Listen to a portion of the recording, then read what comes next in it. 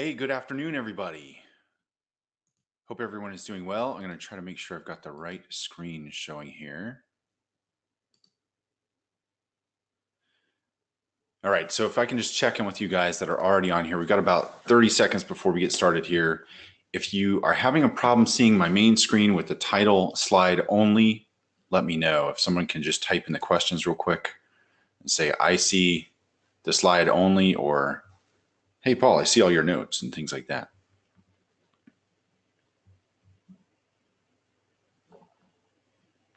Okay, all right, it looks like that's the wrong screen. All right, all right, so now you should just see one title slide. If someone can just confirm that real quick. All right, now just the title. Perfect, you guys are great. Okay, so today is going to be a little different. I'm really glad to have you here. I talked about this being a mini workshop, a mini online workshop. I don't think it's ever been done before. Of course, I'm sure it's been done, but it's something that I've never done. And I've got a feeling there's a reason why workshops are only done live and in person, but we're going to try it anyway. So if you don't have a conference room, if you've got like some people on your team and you're not all sitting in a conference room yet, go get in one. You've got 5 minutes before I really get started here. Make sure you have a whiteboard and some markers and things like that, and bring your laptop in there and plug me in there. This is a team activity today. We're going to have a lot of interaction. I'm going to be asking for you all to speak on the webinar. We have about 60 some odd people in here right now, and some of those are teams as well. So you will be speaking in front of people. Make sure that anything you share is not confidential. But we're going to be talking about test automation kind of in an abstract way. So we shouldn't need to get into anything confidential at all. So very much a back and forth today. I'm not giving answers today. You guys are giving answers. The biggest part of this is going to be how you communicate with each other and what you learn from the other attendees here. So let's talk about the power of intentions in test automation. Once again, my name is Paul Merrill. You've got my Twitter handle right here. I'm from Beaufort Fairmont Automated Testing Services, and I'm glad to be here with you. What we do at Beaufort Fairmont is we help folks out with automated testing. So if you need a strategy or a plan written up, some consulting, if you need some advice or leadership or guidance with test automation, or if you need people to come in and hands-on help you jumpstart your test automation or get started with it, we're the people for that. Give me a call and we can get you started here. So enough of the sales pitch. You've got my Twitter handle there. I love tweeting during this or seeing tweets during this. So let's get started. A couple items of business before we do that. While some of you are getting a conference room, we'll go through this. And I told you had a full 5 minutes. You've got 2.5 minutes left to find that conference room if you're looking for it. If you don't have a conference room and you're by yourself, just be willing to talk out loud or write some things down or whatever. So upcoming events this month in just a couple weeks, TISCA, the Triangle Information Systems Quality Association, is having our conference. It's the 2018 version of the conference. It's in Chapel Hill, North Carolina. It's going to be awesome. We've got all the big name speakers are going to be there. Jason Arbin, Mike Lyles, Angie Jones, myself, Mary Thorne, Bob Galen. Everybody you can think of is going to be there. It's a terrific, terrific conference. It's a low price. And this year, what I'm really excited about, I've been part of the organizing committee here. We were hoping to at least be status quo with doing this 2 years ago at 250 attendees. We surpassed 300, which was our goal this year already. That was over a month ago. And we're through 400, and we're going to have to turn off registration. The last day, worst case scenario, the last day, worst case for us as organizers, is the 19th. But we may have to turn off registration before that. So if you haven't registered yet and you're in the area, it's $99 for the conference day on the 28th. The workshops are a different price. Those are all on the 27th. So make sure to go out and Google TISCA RTP or TISCA conference, and you'll find that very easily. The next webinar, my friend James Jeffers, if you guys didn't hear my podcast, some of you know I had a podcast a long time ago. It was, excuse me, it was called Reflection as a Service. And you can still go out to reflectionasaservice.com and hear myself and my co-host, James Jeffers, talk about all kinds of things entrepreneurial and software related. And he is actually doing something very interesting. When Angie Jones came on to this webinar and she started talking about how to become a test automation engineer, I realized there was some kind of need for an offering here. And we're going to try something. We're going to have James come on and do an intro to Python. So if you're one of those people that's a tester or not in test automation engineering right now, and you want to become that, this is a great time to come join us for this webinar on the 12th, the next webinar. And James is going to give you some really cool information about about Python. Sorry, I just got a note here that I need to increase my output, so I'm going to try to do that while you guys are listening. Thanks for the note here. Hopefully that helps just a little bit. I'm not going to go too much harder because I don't want to blow you guys out. So I'll be in Atlanta doing a talk on how CI or continuous integration affects testers in April. And then also late April and May, I will be at Star East doing a couple different talks. One is a workshop, again, with Angie, the Dominoes of Automation, which we're also doing at TISCA here in Chapel Hill in a few days. So make sure to look out for that. Remember, we're doing a $50 giveaway for Amazon. So stick around to the end of the webinar and it could be you. So hopefully you have found that conference room and you're all plugged in now, because we're going to get started. So here's the format of this. We're going to do 2 exercises over the course of the next 55 minutes. The bulk of the exercise is going to be for you on your team to learn about how you work with test automation, what your intentions for test automation are. And the reason that this is important to me, and the reason that I want to work through it with you, is I work with clients all the time on test automation. And many times what I find is there are differences amongst the people on the team about why we're doing test automation or how we're doing it, or the reasons behind test automation, or why you wouldn't do test automation for one particular feature but not another, or in one environment but not another. So what I want is I want your team and you specifically to spend some time thinking through this and understanding it. So this is what this is designed to do today. It is a miniature portion of what I'll do at TISCA on the afternoon of the 27th. So if you're coming to that, you're going to get an opt-out code for this portion of the webinar, and you will get a you'll get an extra surprise. You'll get an extra little thing to do during that time. So you won't miss anything. You'll get some extra credit basically and an extra little assignment during the TISCA workshop that I'm doing there. So this is the format. We'll have 2 exercises. Each will have 3 parts. For part number 1, 5 minutes answers for your team. Part number 2, 5 minutes analysis for your team. And part number 3 is debrief with the larger group. Now, really quickly, I'm following the old pattern of brainstorming, just the generic general concept of brainstorming. And what that means is there are 2 parts to brainstorming, and a lot of times we get them mixed up, and so we're not as effective with our brainstorming. This part number 1 is a brainstorming exercise, and all you're doing is the answers to the questions I'm asking. Your team is going to get together and throw those at the whiteboard. If you're working alone on this, you've got your pen, you've got your paper. I think that this works a lot better than typing it in, but I know everybody has their own preferences. You're going to be writing down these answers as fast as you can. You're not judging anything, nothing like that. So part 1 is always going to be just a creative dump. We're just dumping things out onto paper, onto a whiteboard. So if you're in a conference room already, get 1 person at least up at the whiteboard and ready to go when we get started here. Part number 2 in each of these 2 exercises will be an analysis from your team. So what happens in brainstorming, the reason we do a dump separate from an analysis is that the analytical side of the brain can interfere with the creative part and vice versa. So we want to separate those 2 things out and make space for each of them so that we're more effective. And then part number 3, we're going to debrief with this entire group here. So we've currently got 87 attendees. Some of those are groups of people in conference rooms right now, groups of people at my client sites or other places. So we will need you to be brave and be willing to speak on here. And I will have you raise your hands when you're ready to share that at the right times after this part 3. So hopefully everybody's got it. And we're going to get started here. So exercise 1, part 1. So I'm just going to ask a very simple question. Why do we automate tests? Why do we automate tests? And the rules are you've got 5 minutes here. There's no judgment, no analysis, no filtering, etc. And write down all of the reasons. So there's going to be a lot of quiet me on this webinar today and a lot of talking you in your environment or writing if you're working alone. So get ready to write because I'm pulling up a timer. 5 minutes. Why do we automate tests? And go.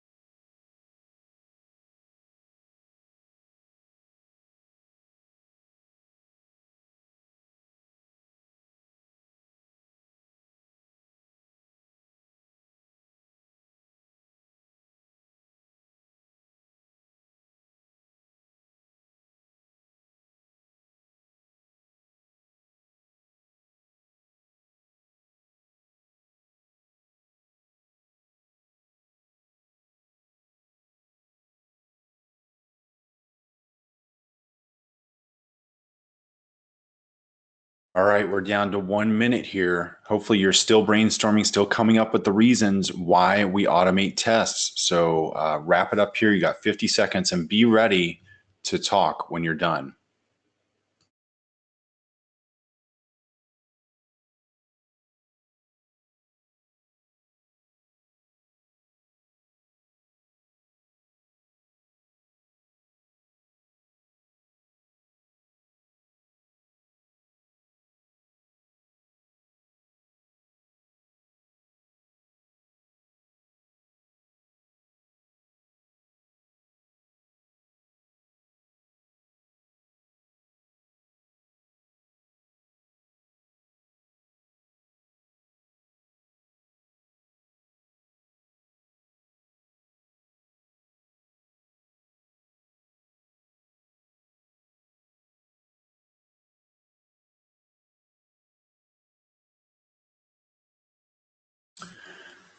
All right, so here's what we're going to do and how we're going to do this. Hopefully you have been brainstorming during this time. You've been coming up by yourself or with your team on the reasons why do we automate tests.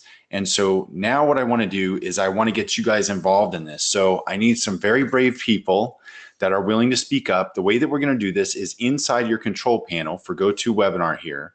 There's a place where you can raise your hand. So I want you to raise your hand if you're willing to talk on this webinar and share some of these reasons, some of the things you thought of. And this is the time to do it. I'm looking forward to people being really brave. I know there's like 80 people on here, probably more because some people are in conference rooms and that's just one login that's representing them.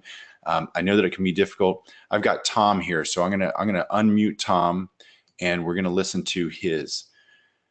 Tom, are you there? Yep, I'm here. Can you hear me? I can. That's terrific. So can you tell us some of the reasons that you came up with for why we automate tests? Okay, let's see. Save testing time. That's in the long run because obviously it takes time to develop tests. Testing is more reliable if you don't have to rely on manual testing. Sometimes because of human error, especially if you do the same tests over and over again. Prevents burned out manual testers.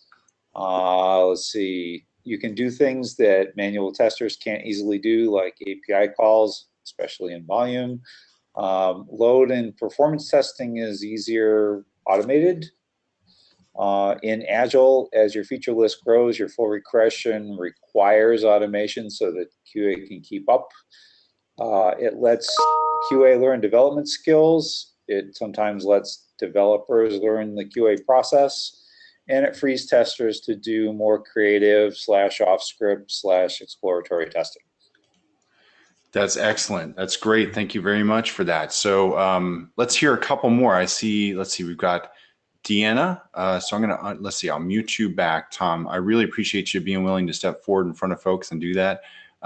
Let's see if I can get Dina or Deanna. Deanna, are you there? Is it Dina or Deanna? It's Deanna. Deanna, all right. I got it right the first time. I question myself though. All right. What do you got, Deanna? Okay, so here's what we've got.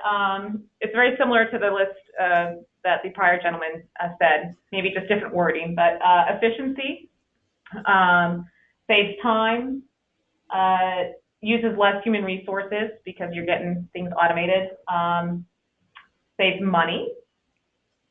Repetitive tests are boring for testers to have to do every release, so these can be automated and like the other gentleman said, those testers can be freed up to do other things.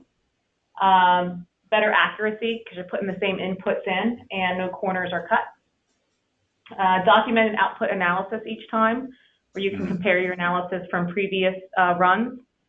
And once automated, there's minimal maintenance. That's it. Great. Thank you so much, Deanna. I appreciate it. So I'm going to mute you back. And here's the thing. We've got a couple people, other people who are interested in sharing, and I really appreciate that. Thank you so much. But I want to make sure that each team here gets plenty of time to go through their own things. So volunteer again if you didn't speak this time. I'm going to put everybody's hand down, and we're going to start again on the next piece of this. So with your team again, we're going to do part 2 of this exercise. Talk through the ones you disagree with. So this requires a little bit of courage, right? I think there are lots of working environments out there where the feeling is that we have to agree or that we all have to be in the same vein. And disagreement can be very helpful if we do it in the right way. So of course, we're looking for very professional disagreements. We want to talk about the way that we think about something. And what we're trying to do is express maybe your experience or listen to another person's experience. Listening can be so good in this, about why you might think that some of these work. For many of them, you're going to have different ideas about them. There were some here that I disagree with. I'm not going to share with you why. If you've read some of my writing, you might already know some of them and the way that I think about them. But for most of these, there's going to be a pro and a con, a way of looking at it that's good and a way of looking at it that's disagreeable, or agreeable versus disagreeable. So we're going to start the timer now for 5 minutes. I want you to talk through disagreements with your team, and after that, be ready to share again. All right, let's go. Here you go.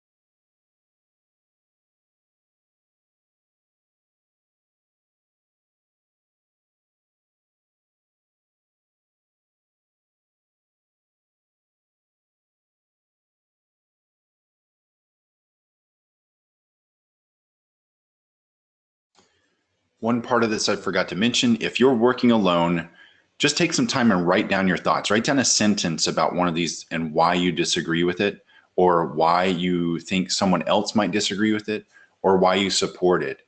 Sometimes when we write something down, it takes it out of our head and makes us have to think about it differently. So if you're working alone, just take a minute and circle a couple of these and write a sentence about why you support it so strongly, or why another person might disagree with it, or another side, another view of it, okay? If you're in a team, just keep working through this together.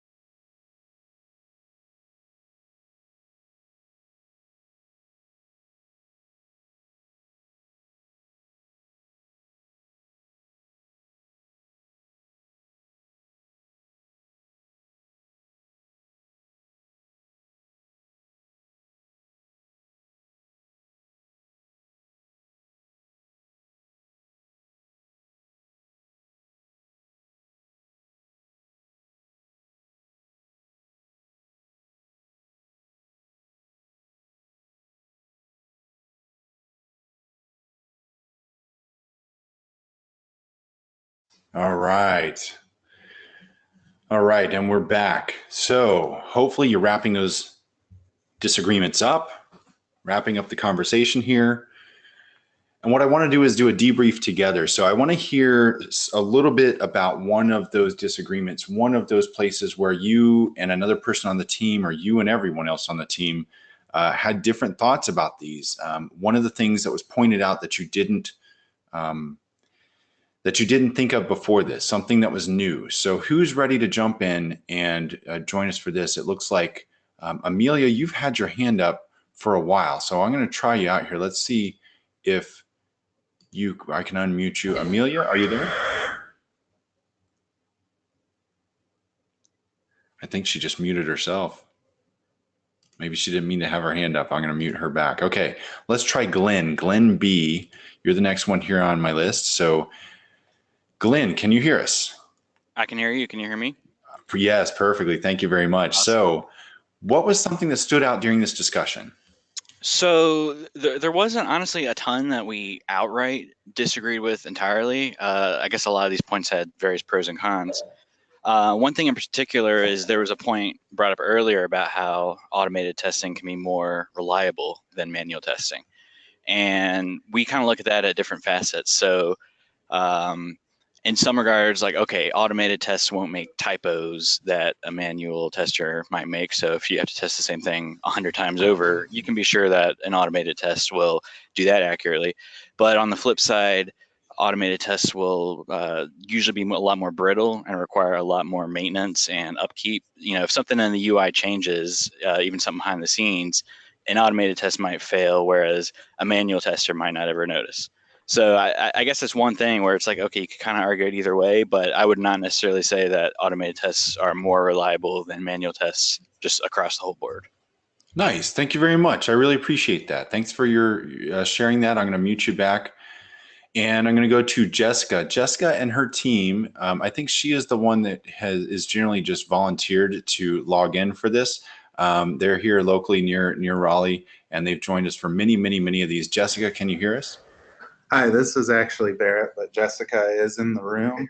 All right, Barrett, how's it going, buddy? We kind of, I guess we're on the same page with our team personally, but one of the things that we heard was that it was easy to maintain. And we on our team had a disagreement with that because we tend to have maintenance problems due to different various things with upgrading versions of the browser, Selenium WebDriver, Node, Jenkins, the UI changes. Sometimes we've had OS upgrades on our server. So we actually have encountered a lot of maintenance where we thought nothing changed, but little things here and there caused us to have to refactor and troubleshoot. So that was our disagreement, that it isn't technically easy to maintain so much.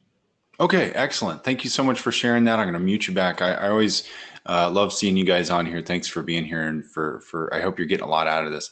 I've got Jim here. You know what? I forgot to set the timer here. Let's set this, and I'm going to speed it up a little bit because we've probably spent about 2 minutes at least on this. So let's hear from Jim, and I'm going to unmute you, Jim T. Jim, can you hear us? Yeah. All right, we can hear you too. Another thought on the claim that there's less maintenance is that an automated test is a program, and programs have bugs. Now, also tests can have bugs, but in addition to the bugs in designing the test, you can commit bugs in the automation of them. And so you sometimes, or build in lack of robustness, which can bite you further down or get discovered and have to be fixed, as well as the brittleness that was commented on. Absolutely, absolutely. So once again, today is not about me sharing my answers or my experience. I'm listening for your answers and your experience. Thank you so much for sharing, Jim. I appreciate that. And yeah, sometimes he can be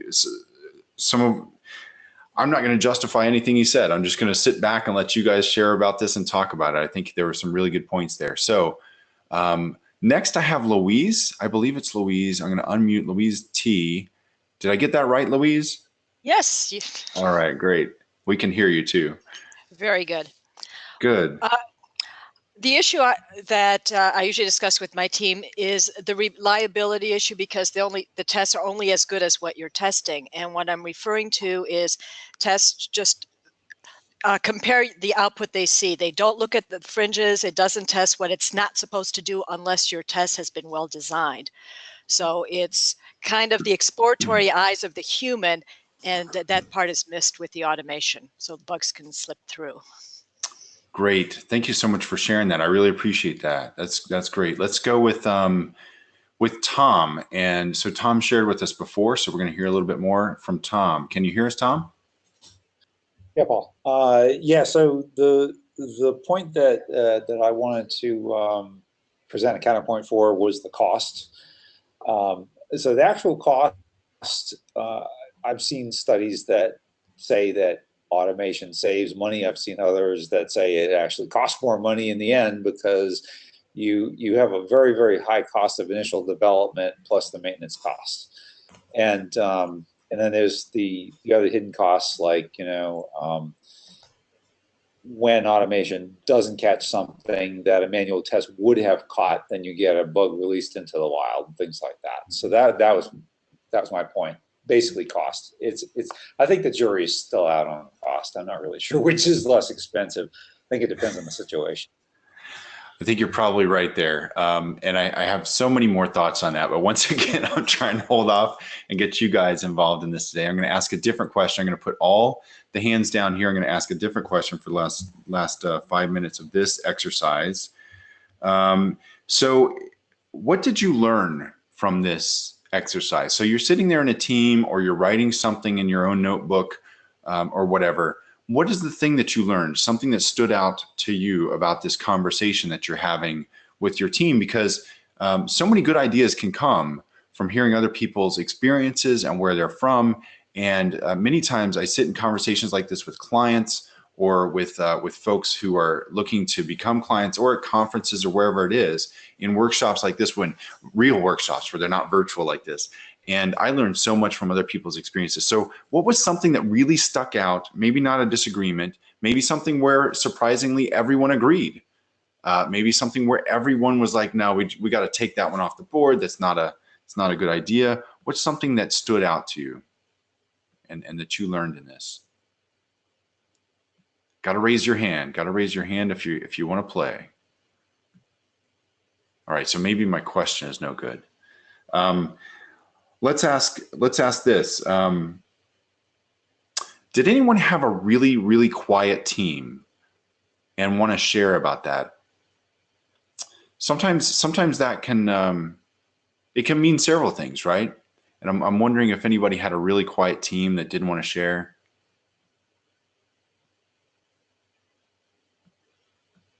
All right, I'm getting nothing back. So I'm just going to assume that I'm not asking good questions. And we're going to stop the clock here, and we're going to move on to exercise 2.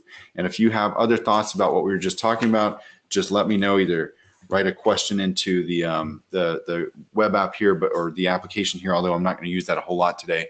Or raise your hand and we can jump right back into that exercise 1 part. So this is a slightly different question. Why not to automate a test? So I've done this before in workshops. I love this question. I like both of these questions. And I want you to either flip the board over or create, another half of it. Try to take what was on the board and take a picture of it or something so that you can come back to it later if you're going to erase it. But the question we're asking now is, why would we not automate a particular test case? Why would we choose not to automate it? So once again, no judgments, no analysis, no filtering on exercise, on part 1 of this exercise. We'll do that on part 2. So you'll have your chance. And we're going to start right now. So get somebody at the board or start writing down in your notebook, whatever it is. This is your chance. Why not to automate test? And I'm going to get real quiet while you do that and start a timer.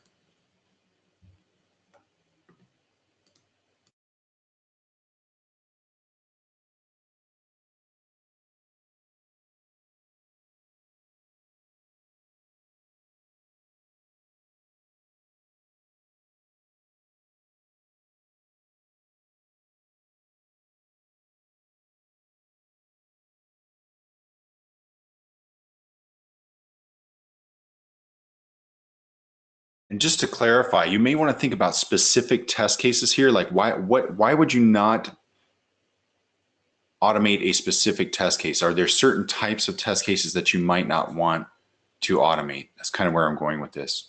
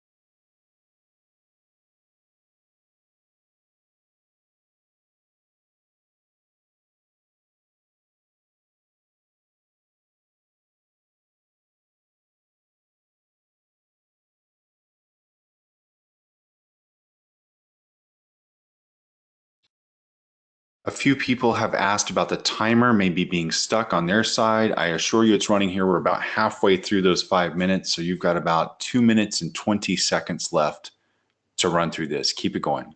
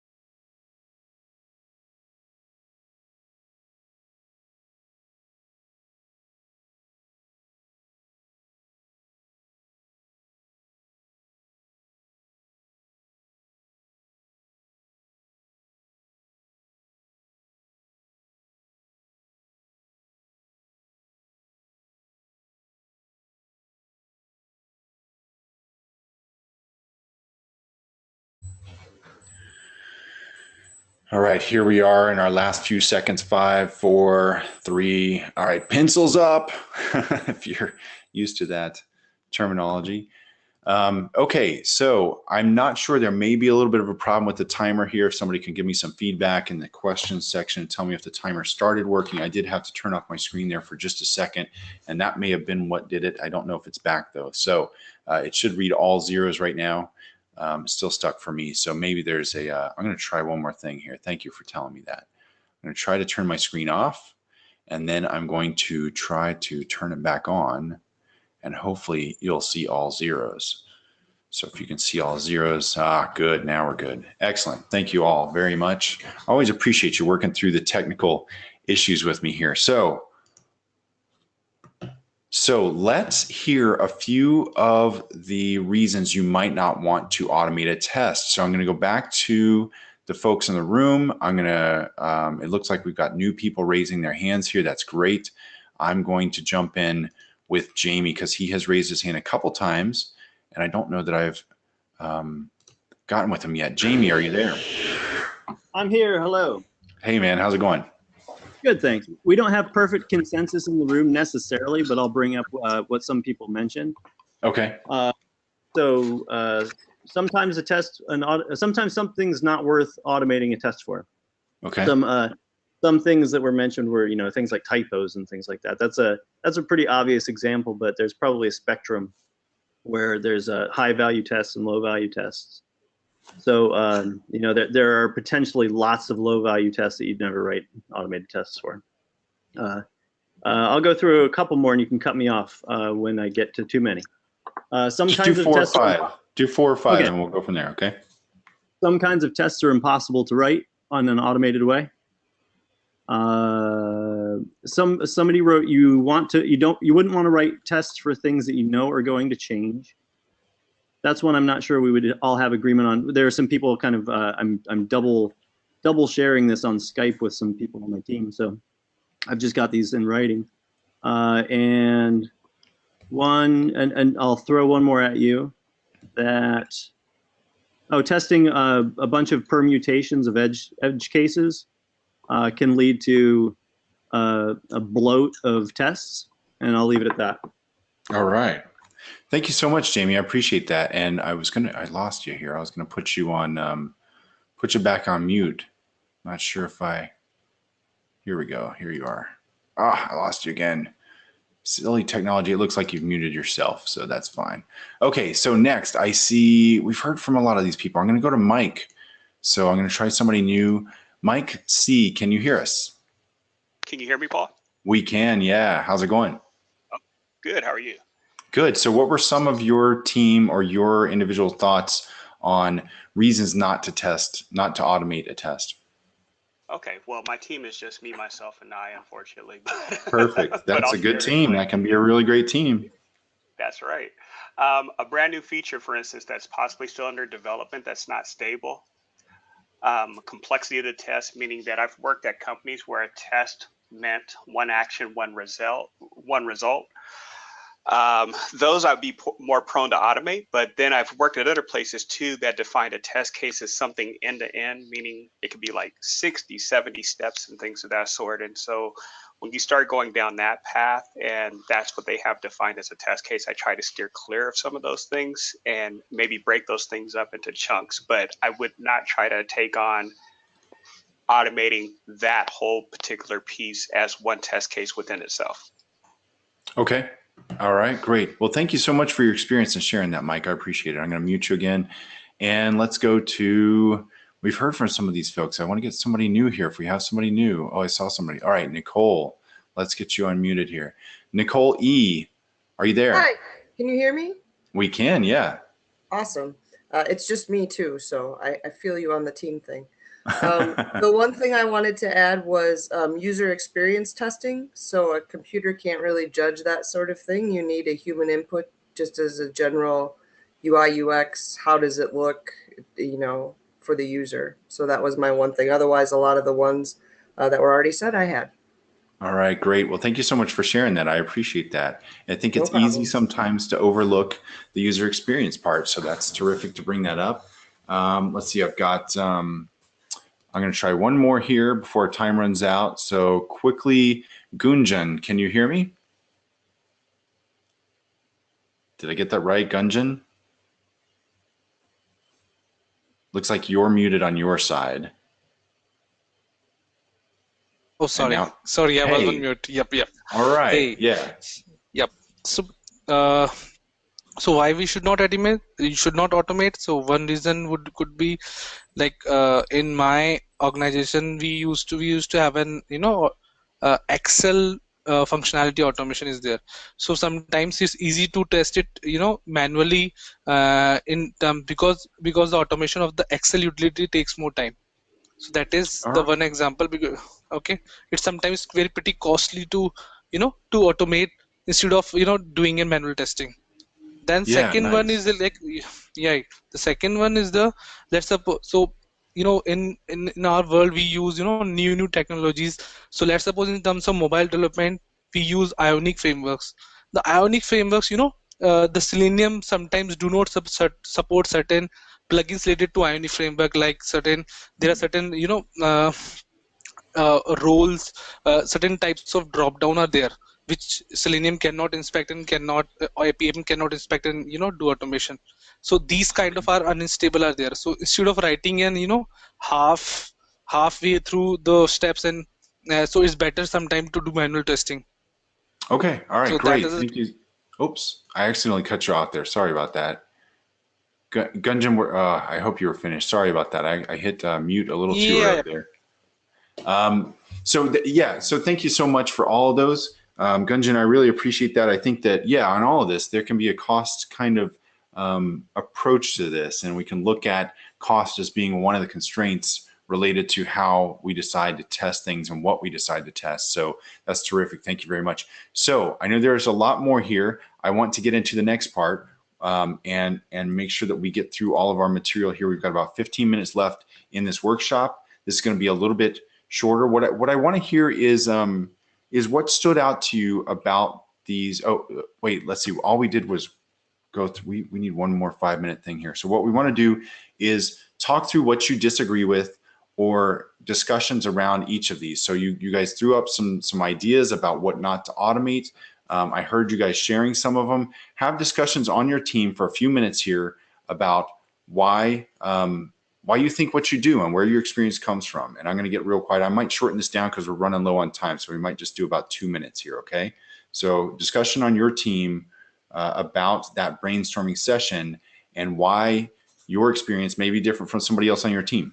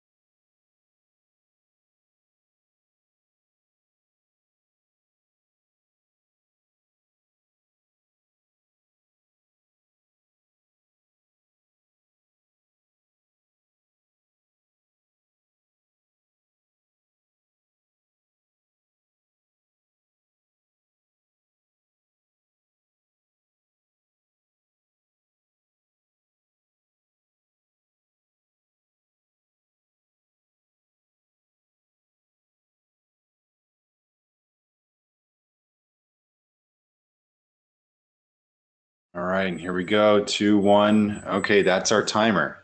So once again, I want to get some new people involved here. We've had some really good sharing of what you guys have been doing on your team. Start wrapping up that discussion here. I want to hear what these discussions were about. Tell me something that stood out during this discussion that you had with your team, where you found out someone had a different experience than you, someone had a different mindset about what not to test. Who are some folks who want to do that? So raise your hand with the control panel. I'd love to have you come on here. Once again, we've got about 80 people on here, so I understand you have to be brave. I really appreciate all the people who have been courageous so far. And sometimes it's not easy to share these things when you're having a deep discussion with your team. But just if there's somebody who can share both sides of the view here, and if you were an individual that was not with a team, it can be difficult as well. So I understand how this is. So let's go to Chris, and I'm going to unmute you. Chris, can you hear me? Yeah, I can hear you. Can you hear me? Perfect. Yes. Share with us.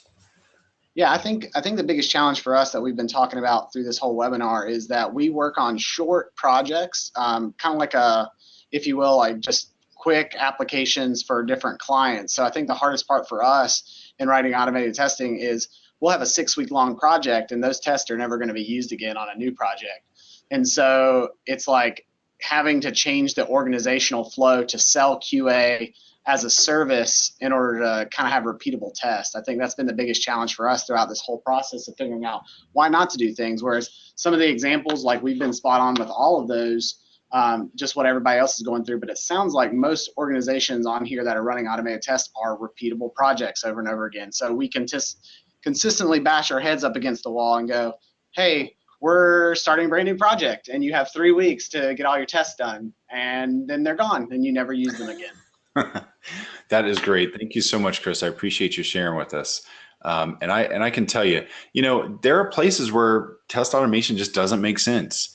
And while I don't know Chris's specific situation, and I don't know all the ins and outs of that, and he did a terrific job trying to share that with us, it's just impossible within just a few minutes of sharing something to understand all the details of someone else's environment. But there are places where that's the case. Now, one thing that I keep hearing you guys come back to is cost. And this has been really interesting for me lately. This has been like a nugget of thought that's been trailing me around, following me around for about 2 months, 3 months now, and cost. And I hear technical people, whether we are testers, technical, folks that do, DevOps, or sometimes product management or operations or sysadmins or developers, I hear cost come up again and again and again. And there's a whole other side to that, right? There's cost, but there's also what do you get out of something? And sometimes I think as technical people, for whatever reason, I hear cost come up again and again as a major priority for us. So that might be an area to explore if you're one of those people thinking there's a big cost. I want to talk about cost. Let's talk about the cost of this. Maybe there's another way to explore this. So I'm going to go back to Glenn and Chris. So, and by the way, Chris, I hope that doesn't come off the wrong way for you or anybody else who's talking about cost. Cost is a major factor. It's just that there are multiple ways to think through this. It's a bit of a continuum. Glenn, you are on the phone. It looks like you're muted. So if you're ready to share, unmute yourself there, and I'd love to hear from you. Yeah, so I guess first of all, just kind of add on to what you were just talking about with cost. We kind of think of it similar. We don't often use cost, but we use like ROI is our main thing. I don't know how everyone else's organizations is probably a little bit differently, but in our particular organization, automation is pretty heavily sought after. So it's not so much a case of, oh, we're trying to sell automation to the rest of the QA organization. It's kind of the other way around. It's for us, it's the QA automation, or I'm sorry, the QA department wants everything automated. And for us, we're sort of like the guys that have to say no a lot. And that's, it can be hard for us because obviously, we would like to automate everything, but you can't. So we have to look at the ROI, and so we do look at things like, okay, is this test going to be something that you're going to be running very frequently over and over, or is this like a one-off thing that, okay, it's not really worth automating, we would love to help you, but sorry, we can't. So maybe it's just like a different cultural thing. One thing in the very last section, the stuff you disagree with, one thing that came out with us is something was brought up about edge cases. And our team, we definitely agree that if you go down that path too much, like you definitely can lead to a lot of bloat. But we found that edge cases oftentimes are the things that are nice to automate, because the happy path is something that's going to be kind of implicitly hit by manual people anyway. So we don't need a lot of automation around, oh, can you log in and interact with basic functionality? Like that's stuff that manual people are gonna catch anyway. So I guess that was like the one thing we kind of disagreed with. Like if anything, we feel like edge cases probably are some of the most useful things to automate. Excellent. All right. Thank you so much. And this is, once again, you know, one of the reasons that I love doing conversations like this, and we're going to kind of wrap it up here because I know we're getting very close to 2 o'clock. I promised you we'd be done by 2, and I want to hold to that. One of the things that I love is you just can only get so much experience in one lifetime, in one career, in one whatever. And, you know, when I go out and I talk to customers, I talk to potential customers, when I talk to you guys, when I'm doing workshops, whatever, I get this insight into these worlds that I just can't quite comprehend. And you may hear someone like Glenn say something and say, that's so different from us. I can't understand where he's coming from. Same thing with Chris. It could be that with what Chris said, you're saying, I can't imagine where he's coming from on that. And that sometimes can be a clue to say, hey, let's find out. Let's explore. Maybe there's something there that I don't understand that could be useful to me. Right? So that's what I want to get here is what's useful to you. Hopefully this so far has been very useful. What I want to do now is I want to move on and I want to tell you great work. Okay, so we got 4 minutes left here. Great work. If I see you at TISCA, here's your code. Your code is I was at the webinar. All right, so I'm going to ask you for your code to skip out on this portion of the workshop at TISCA. Your code is I was at the webinar. So take a picture or whatever if you can't remember that. Okay. All right. Hopefully you can remember that one though. So the question now is who's going to win. And I still, if one of you guys could send me like an MP3 or something of a drum roll, I really need that for these webinars because we're going to give one of these away. It's a $50 Amazon gift card. And this week, this month, we do this every month. It's going to go to Deanna. Deanna, thank you so much for contributing to this webinar, for being here today, and you are the winner of a $50 Amazon gift card. If you do not hear from me in the next 24 hours with that gift card, please email me, paul@beaufortfairmont.com. Here's the rest of my information. You guys know what we do at Beaufort Fairmont. We focus on test automation. So many of the thoughts that came out here, we've got expertise around. I did not try to justify or qualify any of these conversations here or what people are sharing because this is what they're experiencing. You may have different perspectives. I have perspectives about each one of these things, and I would love to hear much more about that. I'd love to learn from you. Please make sure to call us if you have a challenge. I like to talk through these, and I'm going to reach out to most of you guys about your challenges. I'll send you a note after this if I haven't sent you one in the past, and I'm going to say, hey, would you like to spend some time, 1 hour free, just talking about your challenges? Let's set up some time to do that, and we'll get on the phone or video chat and go through that. And that's how I like to start helping folks and start learning about them. You don't have to do anything after that. You don't have to buy anything from me, no services, nothing else. If you just want to get something out of that conversation, let's do that. I'll share everything I can with you. The other thing I want you to do is to follow me on Twitter and then ask me about office hours. So office hours are something that I introduced several months ago, and it has been fantastic for everybody that I've worked with so far, or most people that I've worked with so far, I'll say. It's been a very good experience. I have several different clients doing this, and it's a monthly deal where we spend 1 hour each week. That's kind of the starting place, 1 hour each week, talking through your challenges with test automation this week or learning about things. It could be that, hey, Paul, I really want to learn about API testing. Can we just do this for a month or two and spend some time together? We can screen share and walk through the specifics of that. So reach out to me about that if you want to get more involved there and learn more about each other and get some help. Once again, I really appreciate each of you being here. Join us next month for James Jeffers on Becoming a Test Automation Engineer, Introduction to Python. It's going to be terrific. Look forward to seeing you all there. Thank you so much for your input here. If you had questions or thoughts about any of this, just email me and I'll try to get back to you as soon as I can. Thank you so much and have a wonderful day.